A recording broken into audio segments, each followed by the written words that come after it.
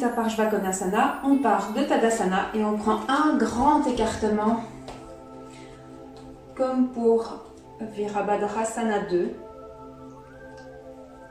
Les pieds en dessous des mains. On va partir les pieds dans la même position. Le pied droit tout à fait orienté, tout à fait posé droit sur la sangle. De sorte que le talon du pied droit arrive à peu près sur la même ligne que l'arche du pied arrière. Dans le pied arrière, on rentre légèrement les orteils vers l'avant. On inspire, on monte les bras à l'horizontale. Et on expire, on descend s'asseoir comme pour le guerrier 2. On avance le buste en gardant les deux côtés bien longs. On avance comme si on voulait amener l'aisselle au-dessus du genou. Et on descend et on vient poser la main. Peut être posée sur un petit bloc ou par terre devant le pied. De sorte que le triceps du bras droit maintient le genou droit bien au-dessus de la ligne. Et la cuisse aussi au-dessus de la ligne au sol, de la sangle. Tout en maintenant la cuisse, le genou, le pied au-dessus de la sangle et le fessier aussi. On essaye d'orienter le fessier pour l'amener au-dessus de la sangle. Et en même temps, l'épaule gauche, on essaye de l'amener aussi dans la même ligne. Donc on inspire et on vient ouvrir, étirer les pectoraux, ouvrir la cage thoracique pour amener l'épaule gauche au-dessus de l'épaule droite. Donc une fois que l'épaule est là, de là, on va tourner la paume de la main vers l'avant du tapis et on amène le bras au-dessus de l'oreille.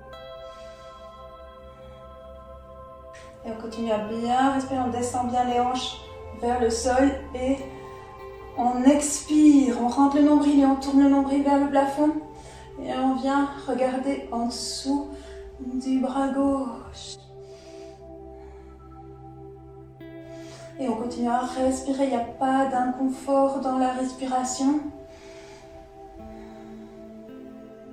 Si nécessaire, on remonte d'un étage avec un petit bloc.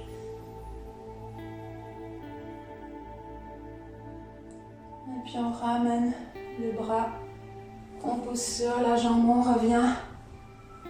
Et on ramène les deux pieds parallèles l'un à l'autre, on relâche les bras. Et même chose côté gauche. On vient orienter bien le pied gauche vers l'avant, le pied droit, les orteils légèrement rentrés. La hanche gauche ouverte en rotation externe, de sorte que le genou et le pied bien alignés vers l'avant. La cuisse droite bien engagée. On presse sur le talon droit pour bien tendre la jambe. On inspire, on monte les bras. On expire, on descend. On inspire, on ouvre bien. On expire, on plonge vers l'avant. Et on vient mettre la main soit sur un petit bloc, soit un peu plus bas. En essayant de garder là le pied, le genou, le fessier, la cuisse sur la ligne du sol. Tout en ouvrant les pectoraux, en montant l'épaule droite. On monte le bras droit. On inspire ici, on oriente la paume vers le pied et on amène le bras au-dessus de l'oreille.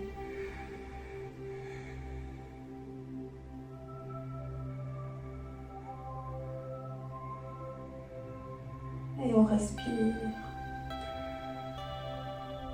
On essaye d'imaginer une belle ligne bien droite entre le bout des doigts, le coude, l'épaule, la hanche, le genou, l'extérieur du pied arrière, l'extérieur du pied droit.